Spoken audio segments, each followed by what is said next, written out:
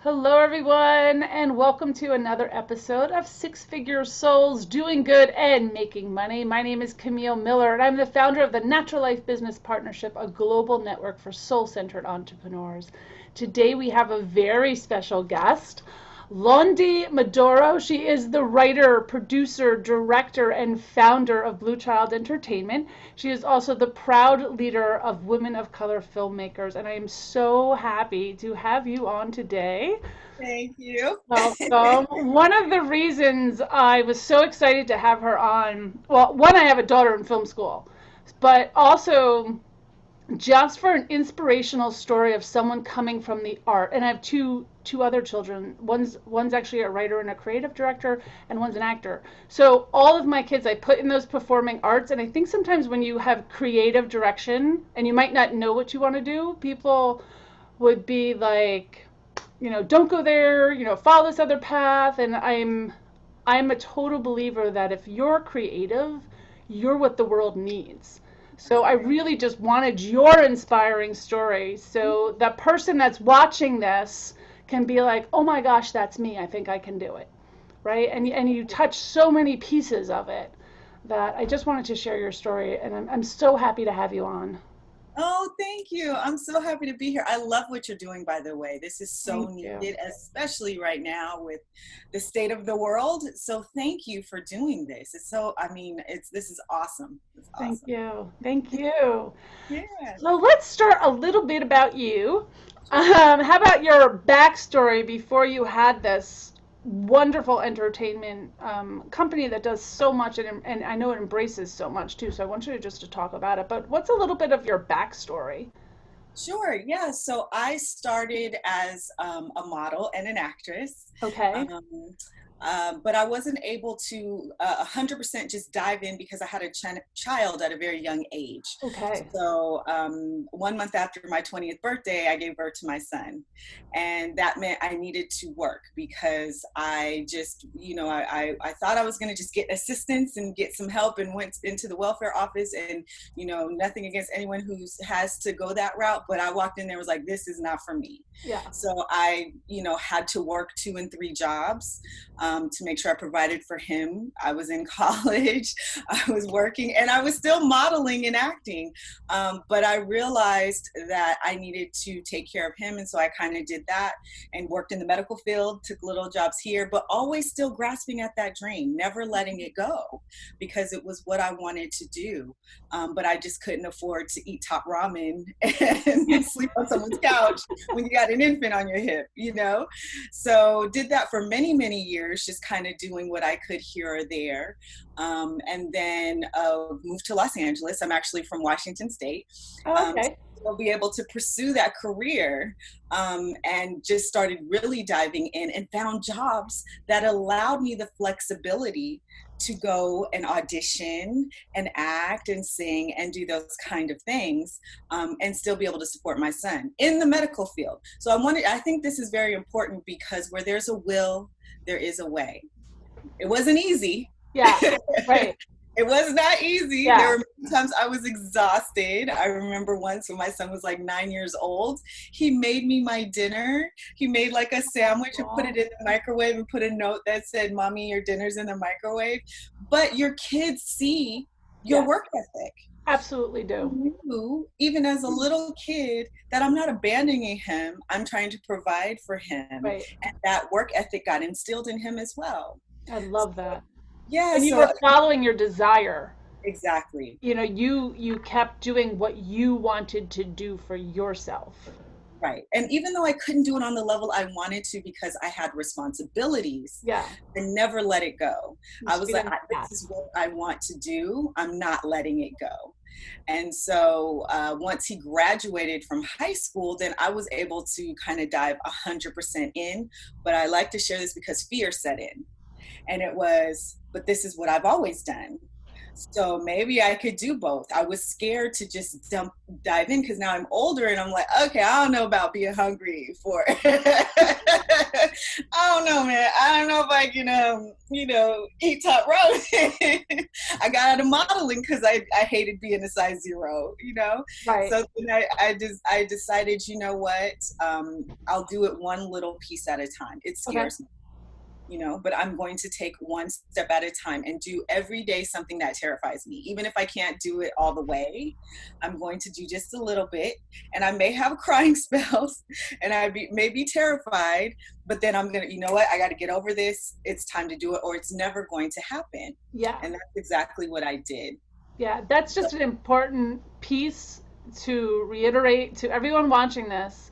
You need to be uncomfortable. I Yes. think that's your zone of genius. You have to make yourself uncomfortable to kind of push that, what we call that upper limit, right? If you've read the book The Big Leaper, it's just to push yourself through it. But go ahead. And, just to kind of piggyback on that, it's easy to live in uncomfortability and tell yourself you don't like it, Yeah. but tomorrow I'll do it.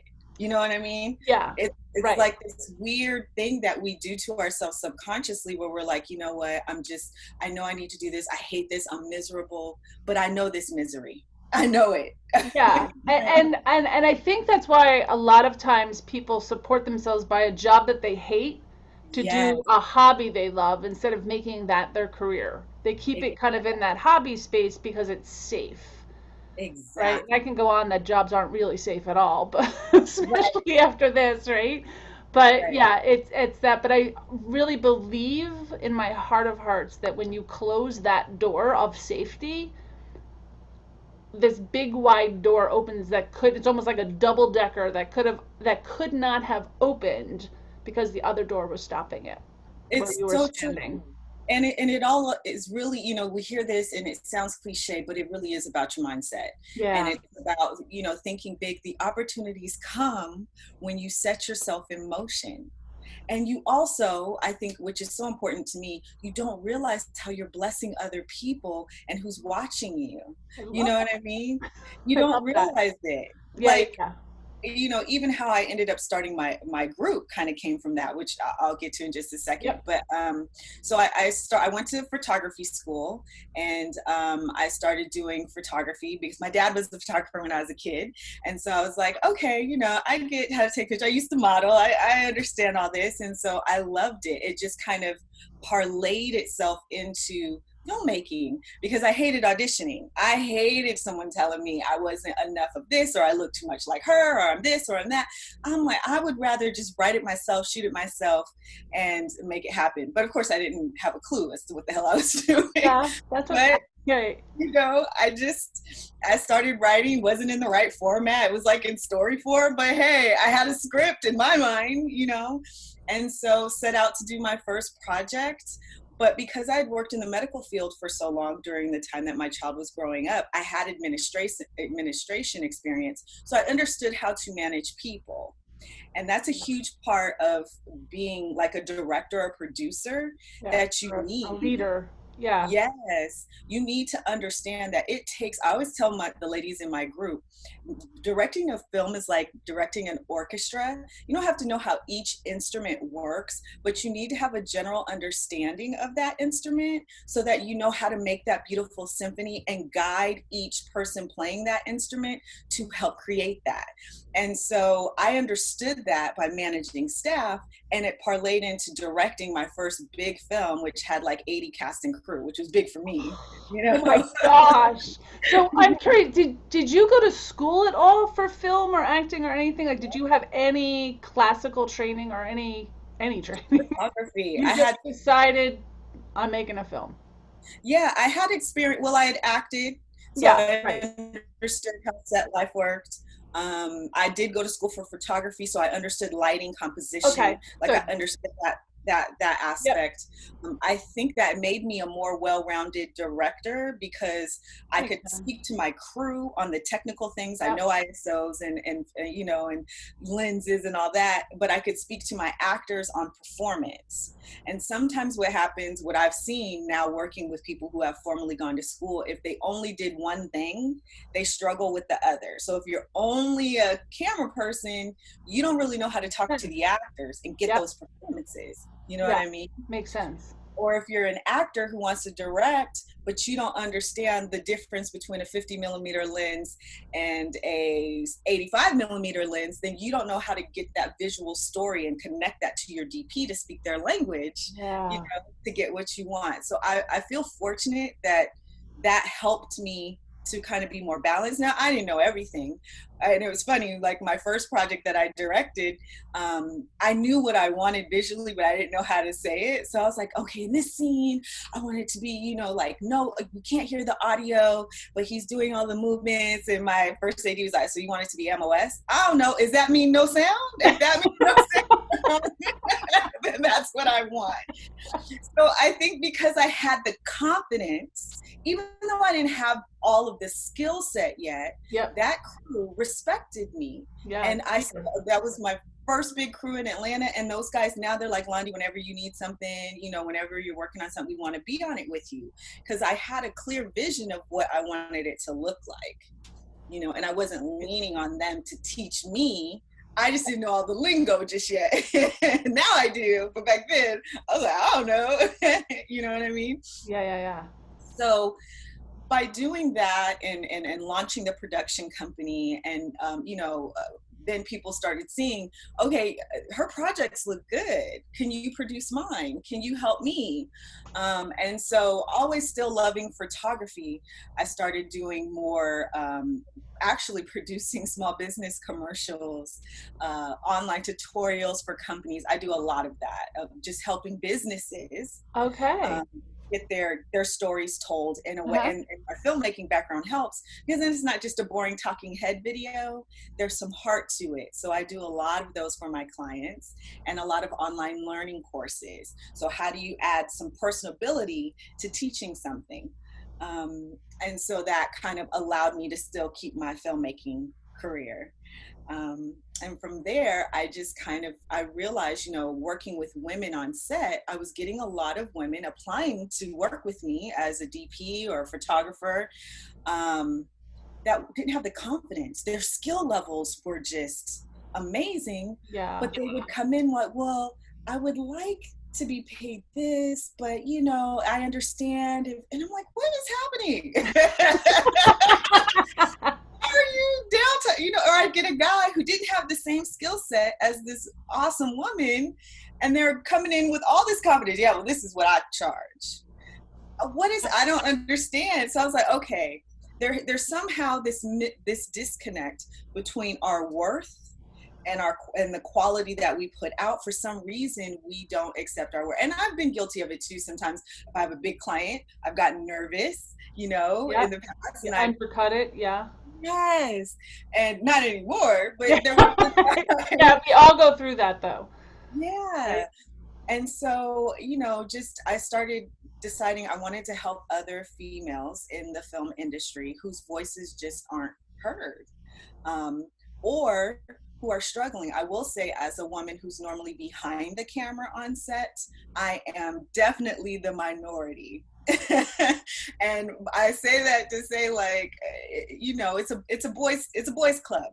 Okay. And so sometimes I'm, you know, not so much lately, but I've been on productions that my production company is paying the crew, and the DP's like, oh, am I working for you?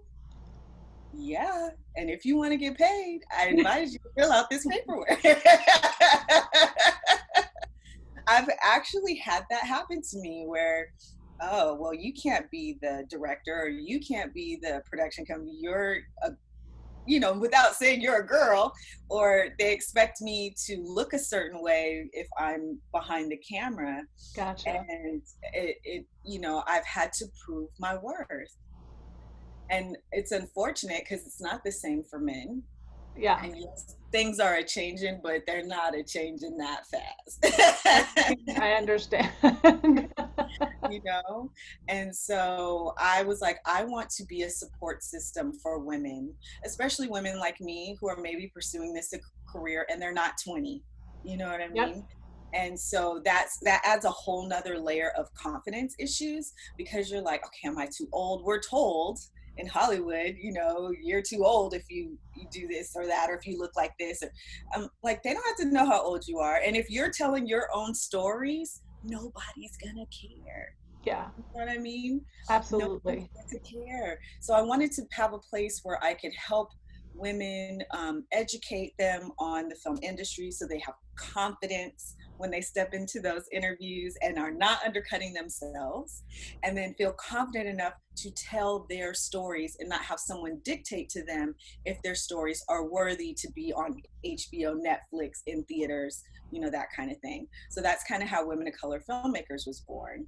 I was like, okay, yeah, this isn't happening, and never intended it to grow as big as it has, especially even over the quarantine. I thought, oh, this is gonna be hard because we were doing everything in person, and Yeah. I've gotten like 100 new members since Yep. March, you know. Quarantine was pretty interesting in that way because it was on video. Now it's accessible to everybody. So how old is this community?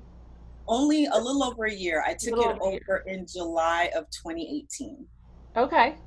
And Okay. so we had our first anniversary October of 2019. Beautiful. And so now, but just I started with just calling on my friends in the industry, with just having guest speakers, which is kind of, when we get to the virtual gift, that's a little bit about that, but just having people come in and show them how they did it. I wanted regular people, to show, yes, I started here. I didn't know what I was doing. One of my Yep. friends, he used to Kind of give, like this. Yeah.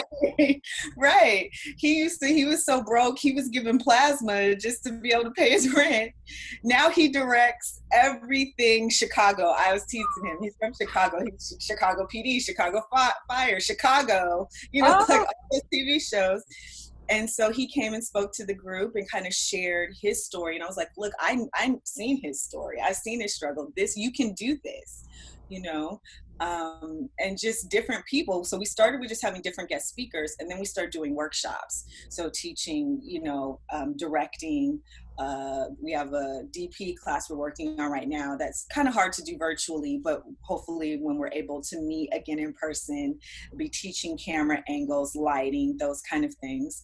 We have Writer's Circle where they can learn script writing, script to screen, where we analyze film. So really just diving into that, but also teaching confidence and just knowing you have the support so system, important. that you're not alone, and that if I could do it, you can do it.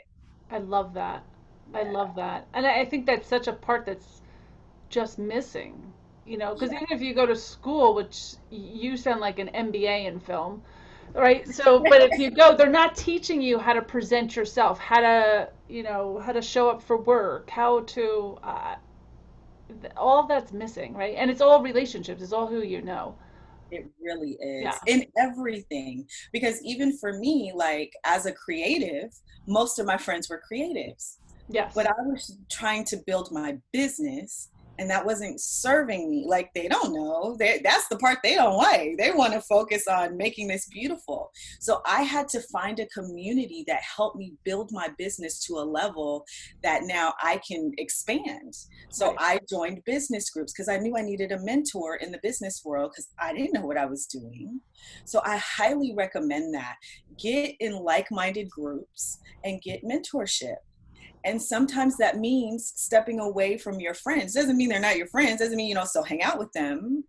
You know what I mean? So yeah, so that comes up a lot in these interviews. One, because I work a lot with very soul-centered people, and as they reach that, it's not quite enlightenment, but as they go up that scale, and it's really inner self-worth, right? Right. That's being soul-centered. As they gain this confidence, they gain this self-worth, they have to kind of shed some of those friends and family that Yes. don't support them, that Right. don't see it their way, because you're always like, little Johnny, little Beth, little, like whatever it is, and Right.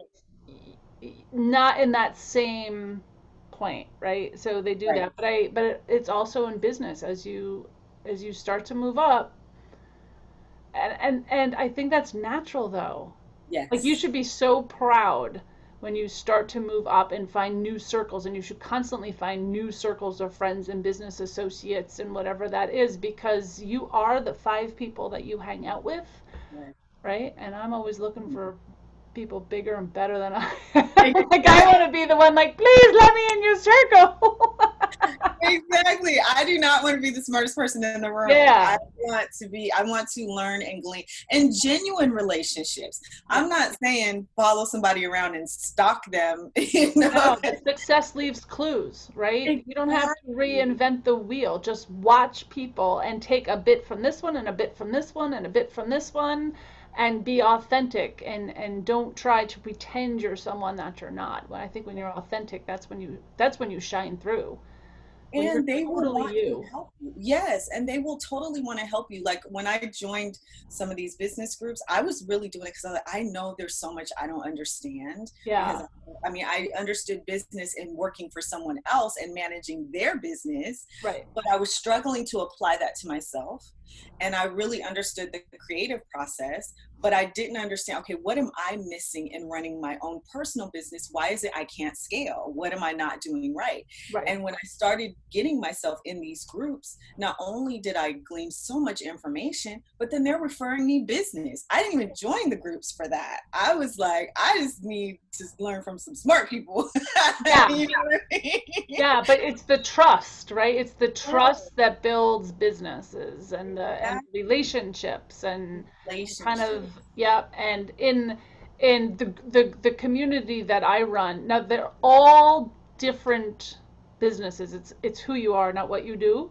Exactly. I put them together every month. We shuffle it, and I make these triads of people that I think should work together because of where they are, and they have to meet every other week to kind of up level themselves. Oh, that's It's by awesome. choice, Right. but I scramble it so you don't always know who these people are. By the end of the month, you do, Right. right? But they can see it from a different place. They can mentor you from a totally different place. And you may have knowledge in something that they don't have knowledge, right? So when you mix it up like that, you can kind of up level. I agree. It's a little uncomfortable, but then again, that's what you're supposed to be, right? Have When you're to, but ready. you're not going to be able to scale your business if you don't get out of your comfort zone. Yeah. And it's not easy. I'm not going to pretend like every day I'm like, oh yeah, I'm going to. No, some days I got to listen to like three affirmations and some motivational speakers and Yeah. read a book. I listen to my audio book. So we should mention that that never stops. I don't care what level you are. You're trying to hit 6, you're trying to hit 7, you're trying to hit 10, right? That never stops. Like on Monday, I had what I call one of my funk days. I just couldn't get out of my own way, and I was just like, stop, clear my calendar, let's meditate. I ended up taking a bike walk, a bike ride, and just kind of meeting with friends, not even talking to them about it, but just kind of getting out of my space, right? And I was like, and I honor those days. I don't try to push through them because I honor where I am. I love So that you said that because sometimes I feel like, this is the part that doesn't get acknowledged. You know what I mean? yes, And all of us may have that mental brick wall, and some days you knock down 10 bricks and then for some reason you put 2 back, and yeah, that's okay, because at the end of the day that wall's going to get knocked down. It may not get knocked down like you wanted to all at once, but it will get knocked down. You yeah. will achieve it. You just got to go one bite at a time. Yeah, I believe it's more about momentum. Even Yes. if you up your game 1% a month, that's still huge at the end of the year. Like Hmm. just keep moving forward. I don't care if it's a little bit. I don't care if it's reading one page of a book. Yep. Just keep the momentum. So Exactly. let's talk a little bit about scaling. Hmm. So how did you scale to the level you're at? What was your first hire? Or your first kind of say, okay, I'm here. I don't know if you were doing it alone or with a small group to become the media company you are today? Sure. So at first, well, the first thing was realizing that I couldn't do it all by myself. Which, Entrepreneurial tripwire. Or giving up your baby.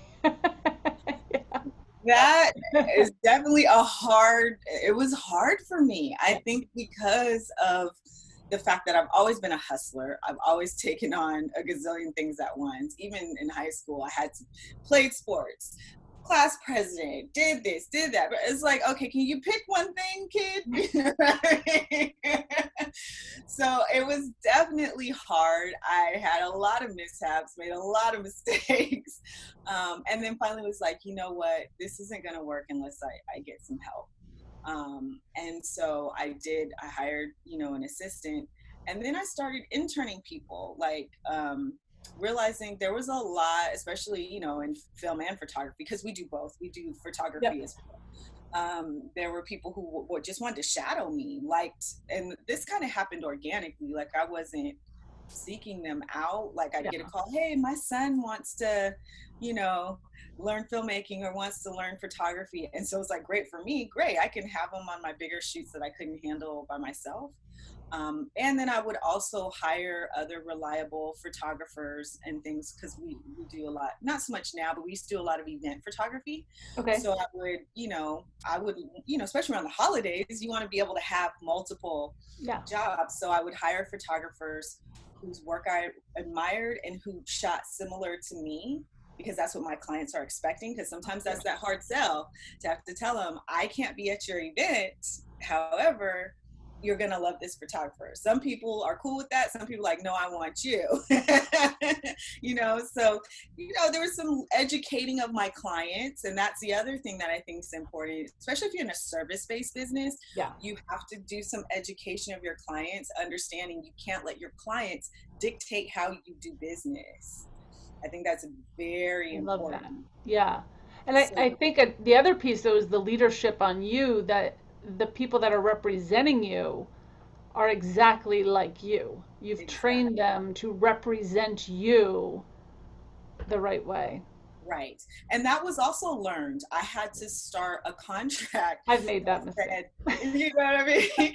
I had to, I had a situation once where, a photographer I hired was partying at the party. You are not invited to the party. You are working the party.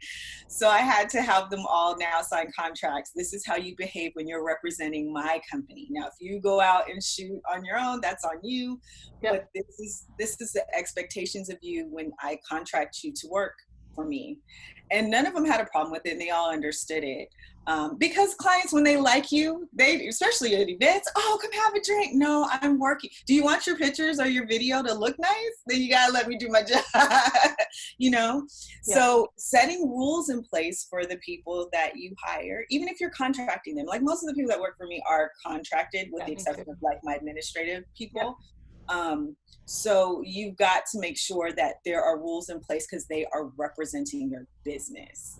And this is something I'm working on now, is just kind of monetizing everything. So we're starting some online courses, especially for businesses, on like how to make your own videos and stuff look professional.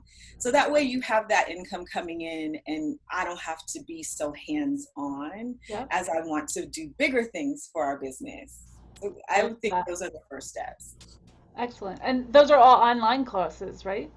Yeah. Right. Well, of course, right now, like even our director's class, we did at the beginning of the quarantine, which a lot of them are asking to bring back. So that for right now, they're all online. I would like to do some in person, because I feel like that helps, but the business courses will definitely all be online. I love that. Terrific. So what do you see next for you? Do you have a next? I do, of course. It's always a scary question. Sometimes like, people haven't thought of that. Yeah, actually, most entrepreneurs do have a bigger vision. Go ahead. Right. I definitely do. So I can't share a lot because we're dealing with the contract right now. But we are looking to expand things into Atlanta. I tend to work in Atlanta a lot. So we're looking on expanding things more on an educational basis. And then maybe I can come back once we could finalize this. Love it. Share how things Absolutely. went. But we're still kind of negotiating, so I Yeah. can't really say That's what it okay. is yet. But it's going to be awesome, and it's going to help a lot of people, and I'm really excited. I'm excited. That's awesome. That's awesome. And I love the confidence and the self-worth and all of these pieces that you're bringing up as part of your training, because Yes. it's so much more than just running a business. And running a Yeah. business is hard. People have no idea. People Right. go into the things that we go into because we're passionate about something, right? And Hmm. we want to spread the word and teach people, but it's still a business at the end of the day, not a Yeah. hobby, and we have to teach that.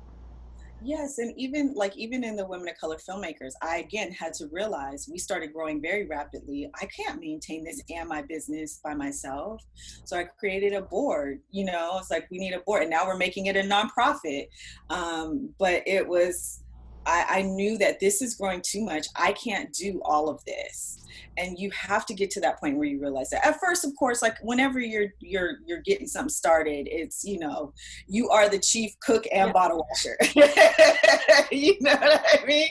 You got to do it all, but you got to slowly recognize, okay, now it's time to expand and maybe get a little help. And even if it's an intern, or even if it's someone who's only working a couple days a week, or can you work 1 hour a week? There's so many people who need things like that. They just need a little bit of supplemental income, Yep. or they're Yep. freelancers. Absolutely. Yeah. I think the world kind of beats on them, people that are just willing to do the jobs and what it takes and works a few hours here, a few hours there.